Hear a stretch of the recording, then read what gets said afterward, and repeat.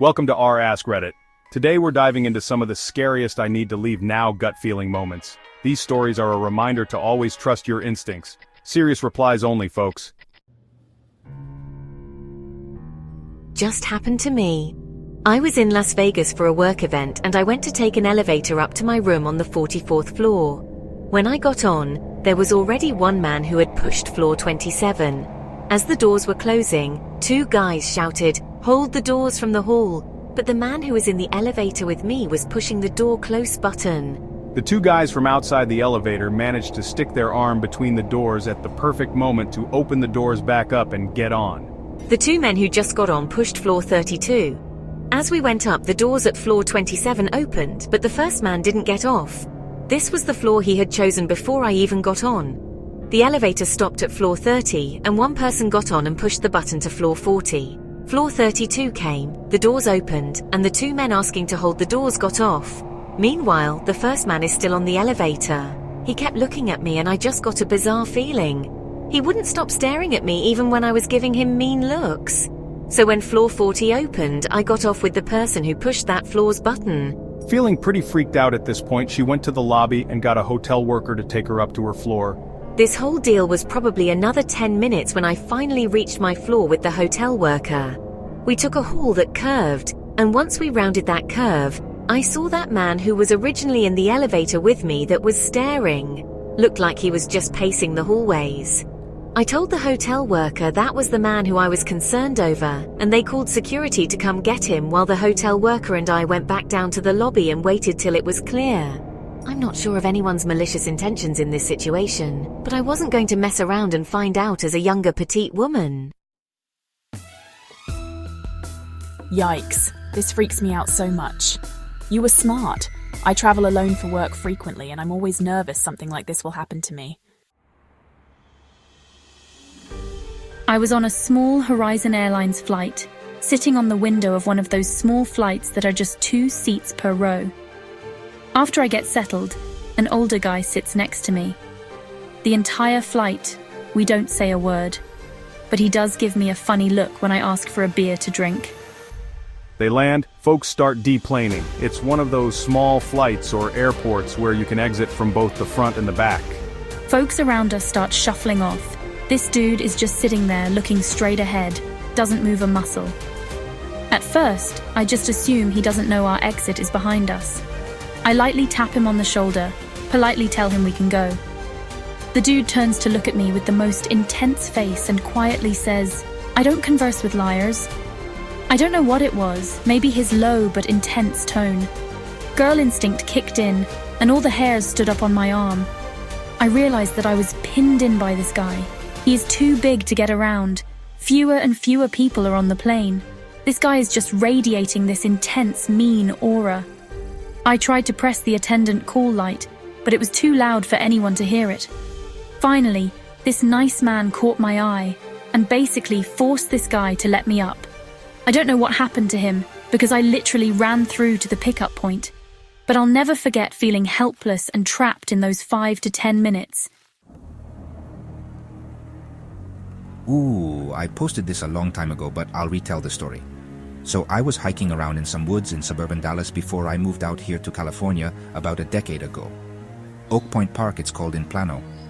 And I was just walking around catching lizards, looking for snakes, and smoking weed. So I hear a cat start mewing when it was getting pretty late, 7:30 in the summer. I was thinking if I found the cat, I might get a reward. I've done that before. So I start looking, and it's just right out of where I can directionally hear it, so I know it's close. Then I give up because I just couldn't find it. I stop to piss, and I hear it really loud, and I look across this clearing, and there was some raggedy-looking dude, and right when I made eye contact with him, he mewed at me, and I fucking dipped out. Runner Duck says, "This happened to me in a pet store, but instead of a raggedy dude, it was an African gray parrot. Fucker laughed at me too." Adler 221 says, "I've posted this before, but this applies here. My brother and I always got to spend a Friday night at my grandmother's house. Looked forward to it every week. She lived closer to town, I had friends in the neighborhood. We'd all play baseball or hide and go seek, so grandma's house was where we always wanted to be. One night after supper, and my parents were getting ready to leave, I just had this strange feeling and asked my mom if I could go home that night. I have no idea why I wanted to go home. It was the summertime. I got to eat chips and watch TV with my mom and dad before going to bed. My bedroom shared a wall with the living room. I heard my mom saying my dad's name rather frantically. I got out of bed to see what was going on. My dad was sleeping on the couch and snoring really loud. My mom couldn't wake him up.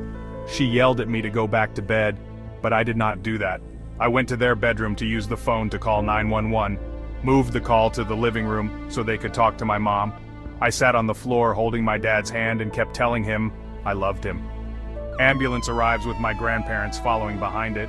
It turns out my dad took a lot of pills. The doctor told my mom that if I didn't call 911 when I did, my dad wouldn't have been all right.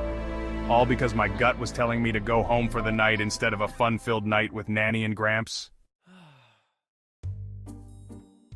Functional ERP _92 says, during college I had procrastinated and had a paper due in the morning that I had barely started.